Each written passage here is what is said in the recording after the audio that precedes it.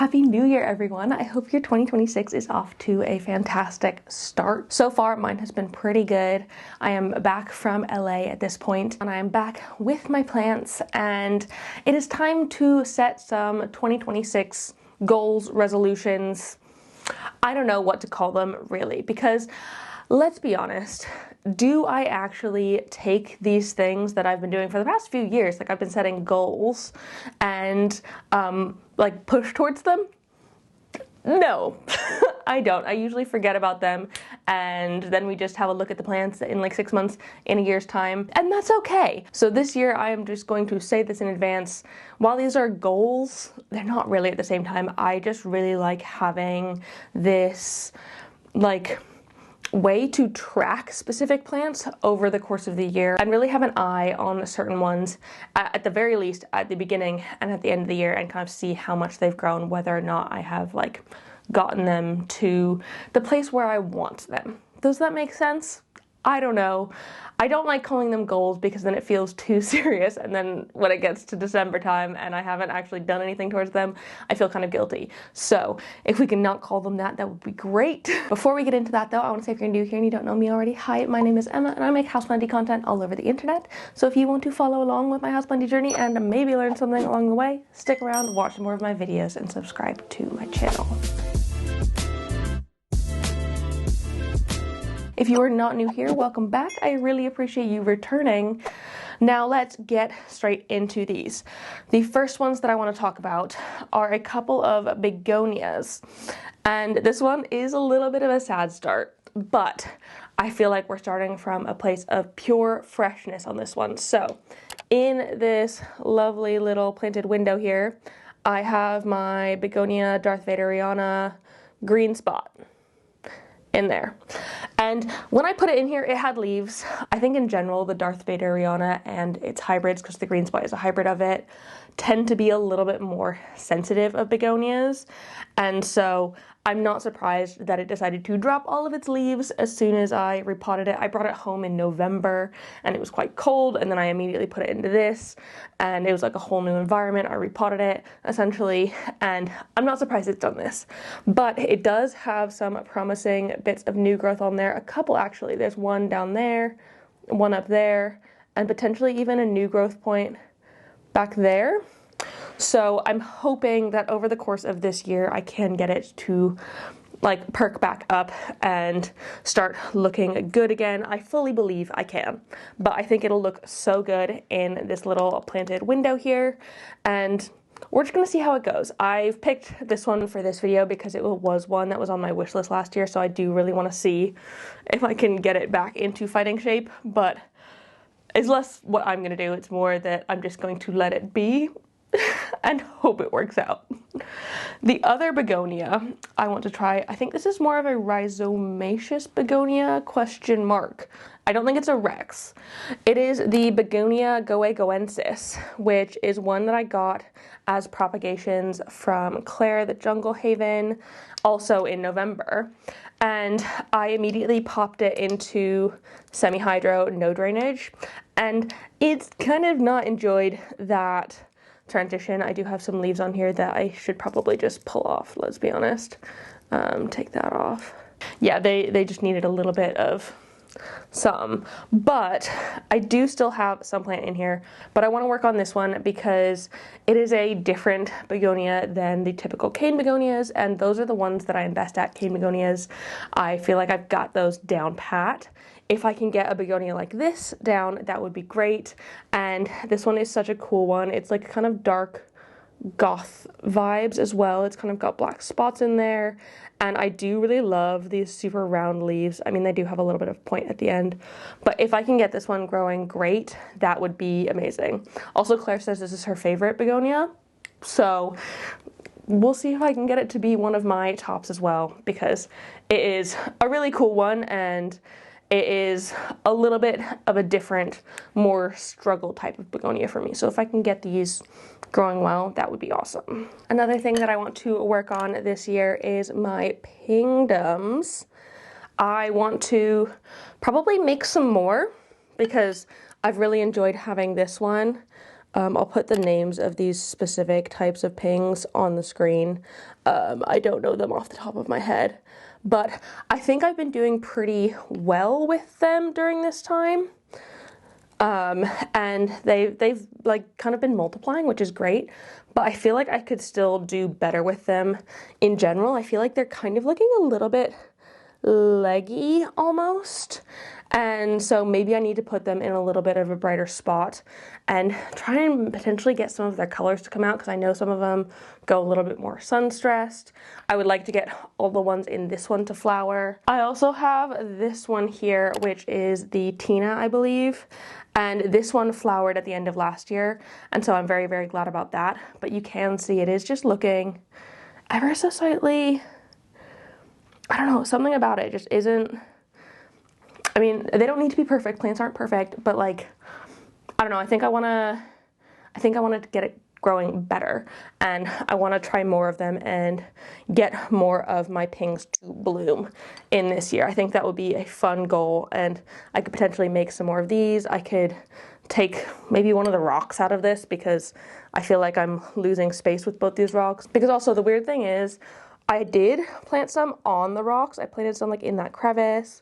I think I had one on top of here, and those ones didn't stick. Those ones just died out, and so maybe I can try again with those, and I can see if I can get the ones that were like mounted on rocks to like actually stay growing.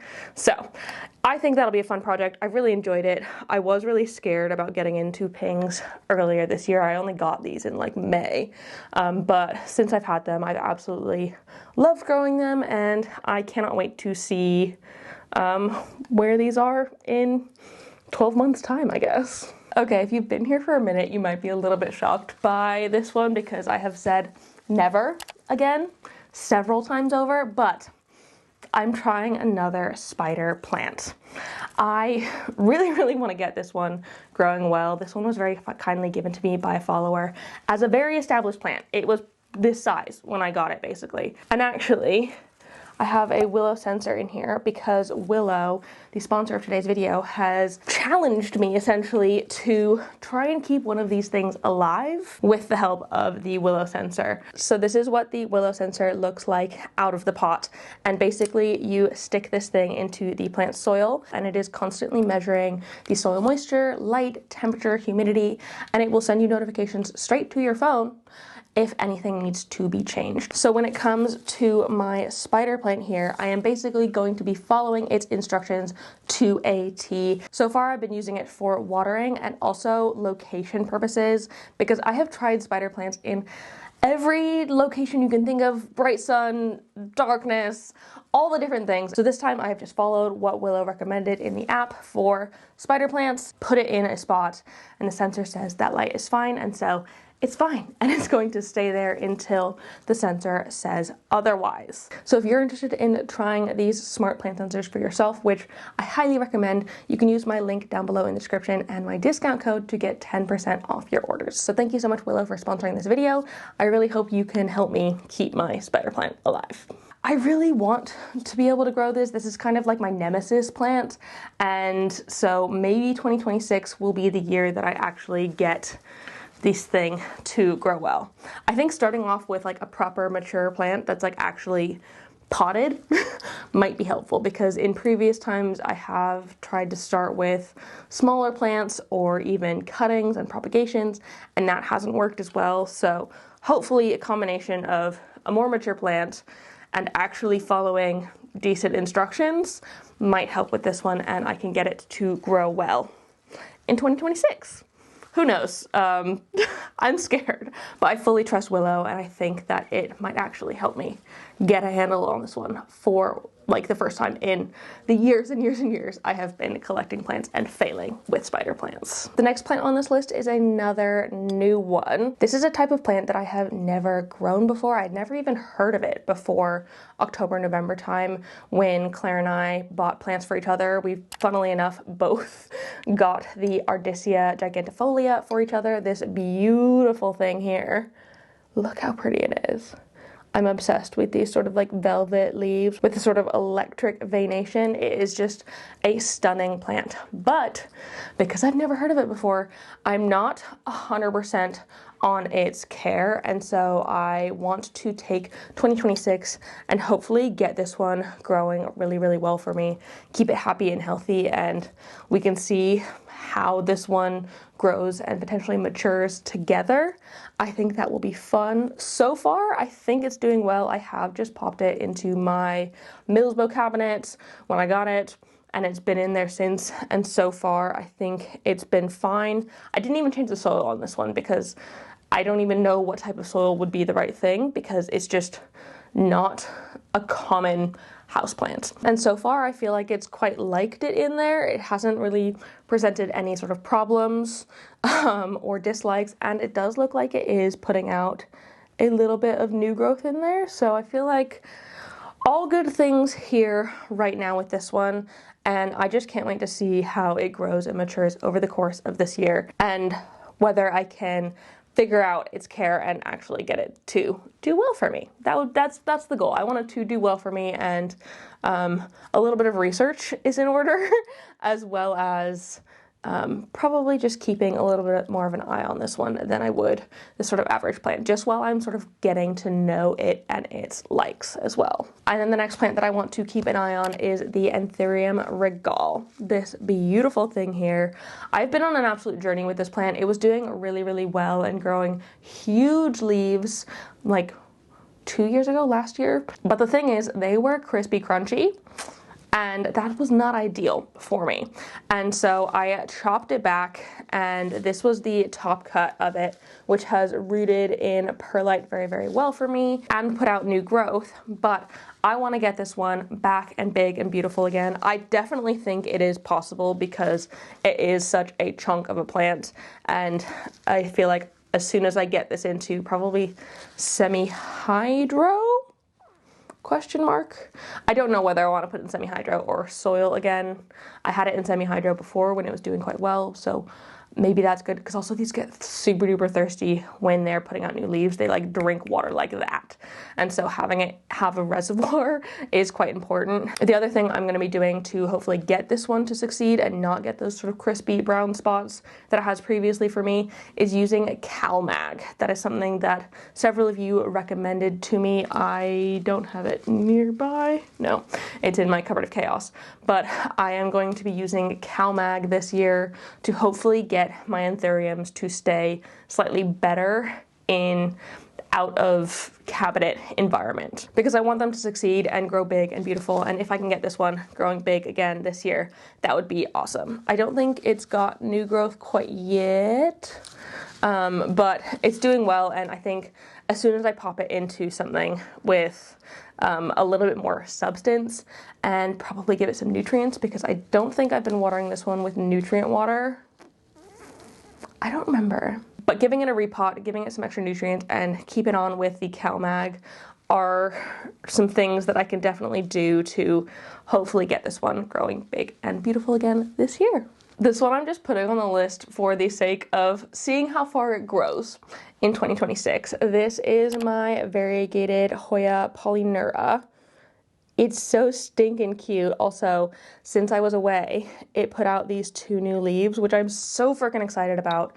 I feel like that means it is happy, and it also has, I don't know how well you're gonna be able to see that, the tiniest bit of new growth on the tip there.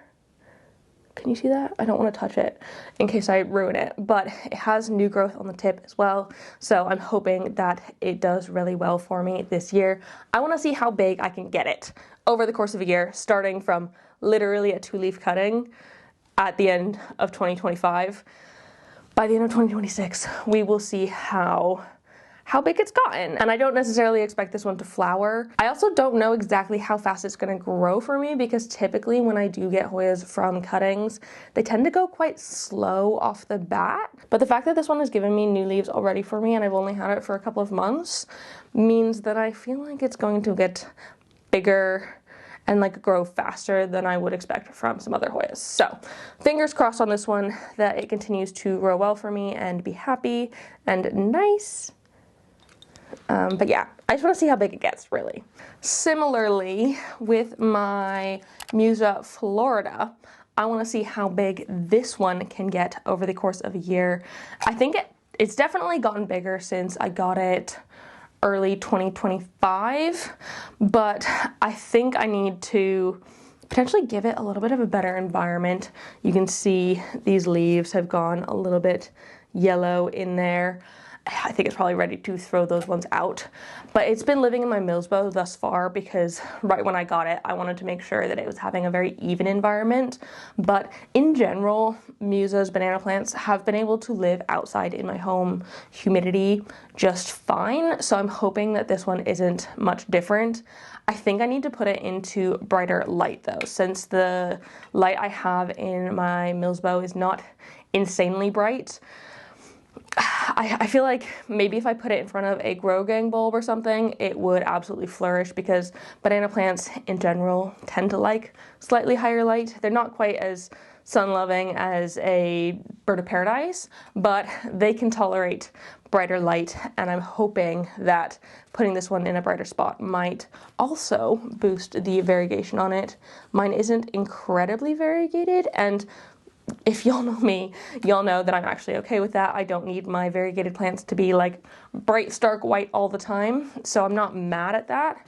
But if we can bring it out a little bit more, I also wouldn't be mad at that. So if we can get this one to grow a little bit bigger, get bigger leaves, and keep on going with the variegation, that would be freaking awesome. And then the last new goal I'm going to talk about, because I do have 3 goals that I'm carrying on from the past that I'm kind of squidging together at the very end of this. But the last new goal I have is to keep an eye on my philodendron ilsemanii and hope that I can get it to grow sort of bigger, beautiful leaves. So while I was away, this one also put out some new growth. This is the new leaf on that. This was the previous leaf. And I would really like to get these into a more mature space. This was a middle cutting that I got, so I'm not surprised that the new leaves that I'm getting from it are like beginner leaf size, but hopefully I can get it over the next 12 months into a bit more of a mature state, maybe get it on a pole or something, and really get this one growing nicely. Oh my god, look at those roots. Those are insane. Well, it's doing really well down there in the pot, so if I can continue to get it growing well, forming up at the top, that would be amazing, and maybe getting it on a moss pole would be a good shout so I can get it to like have something to climb and potentially mature and size up a little bit. But we'll see on that one. Definitely would go with a front opening moss pole on this one, just because I'd want to be able to change that up if it's not happy with that situation, and the front opening ones are much easier to do that with, so we'll definitely put it on one of those maybe fairly soon. I mean, no harm in putting it on sooner than later, and then we can just see what happens, I guess. So I will add that to my list of plant chores to be doing later this month, and we can see how well this does in a year's time. So like I said, I am carrying a couple goals over from last year, things that I want to make sure that I'm still paying attention to. Obviously, I want all of my plants to do well all of the time, and so the old goals, if I didn't achieve them, they're still like in the back of my mind, but I'm not going to be keeping as on track with them as I am with these 3 things. So the first one is I want to get my philodendron majestic to size up. Last year it did fairly well, and I did get it growing much better. I want to continue that this year and hopefully get it to look like a nice big mature plant. That is the sort of situation with this. I'm gonna have to do some chopping, extending, and making sure that the moss pole stays nice and moisturized. Hydrated? Okay. I did have this one wrapped while I was gone, and so it is still not like completely dry, which is fantastic. It stayed 3 weeks without like crisping up, which is great. But I just need to stay on top of this, make sure it's getting moss in the top, and basically that I'm giving it the best chance for success. Another long-standing goal, get my Hoya Crimson Princess to flower. If you've been here for a minute, you'll know that this is my first ever Hoya. I grew it from props. I would like it to flower. Hoya carnosus in general tend to be quite slow on flowering, so might take a minute, and the princesses specifically, I've heard, are difficult to flower, so we're just going to keep this on the radar, and hopefully one day, maybe in 2026, I will eventually share with you the good news that this thing has flowered and I will have achieved this long-standing goal. And the other one is to get my cebu blue to fenestrate. This was my first ever cebu blue plant, the first ever plant I put on a moss pole, and I would love to get it to grow to the point that it is like mature. I've never been able to do that with cebu blues, and so I'm going to actively be trying to do that this year. Someone did suggest, because I tend to spiral the plant round once it gets to the top of the moss, that is cueing to the plant that it doesn't have anywhere else to grow, and so it stops maturing. So I should stop doing that. So I'm going to stop doing that this year, make sure that there's always moss in this pole, and try and keep it hydrated as well. I also might chop and prop at some point. Who knows?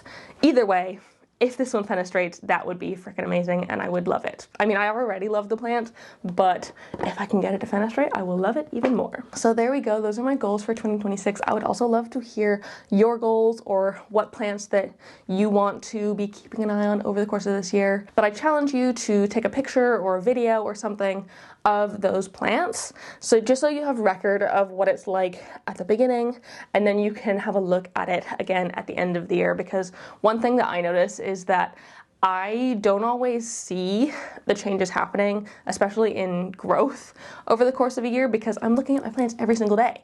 And so you just don't notice it as much as when you look at an old picture and you're like, whoa, this thing actually did so much over the course of this year. So I challenge you to take some physical evidence of your plants, or at least the ones you want to pay attention to, just so you have it for at the end of the year and you can look back on it and see how far you've gotten. Before I sign off, I want to say a huge thank you to the newest members of my Good Growing fam over on Patreon, Matt, Kate, and Xenolinguistic. Thank you so much for joining in. I hope you love it over there and you like all of the bonus content and live chats, access to the Discord server, all of that. If anyone else is interested in joining my Patreon, the lowest tier is £3 a month, and for that you get the bulk of everything. You can support with more if you'd like, but absolutely no pressure if that is not your thing at all. So the link is down below in the description if you're interested, but otherwise, thank you so much for watching this video. I really appreciate it. If you enjoyed it, please give it a thumbs up down below and leave a comment on other houseplanty things you'd like me to talk about in the future, and subscribe for more. I hope you're having a fantastic day and a fantastic start to the new year, and I will see you in the next one. Don't forget to keep growing. Bye!